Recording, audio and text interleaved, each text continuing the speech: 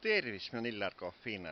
Tänään on ilus pühapäevane päev ja on 26. juuli aastal 2020 ja näed, mul käisid Paidest külalised. Üks noorpaar käis ja näed, toodi jälle külakosti. Üks must vormileib, Rannarootsi põdraliha, Rakvere küpsetatud maksapasteed tõusakorega ja mehikäpa kommid. No, mis ma oskan öelda?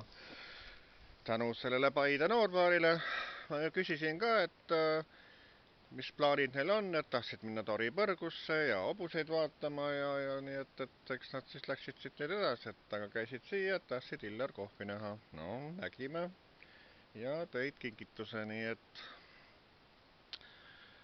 et tänud, et päris tihti mul käivad fännid külas ja toovad erinevad kingitusi, nii et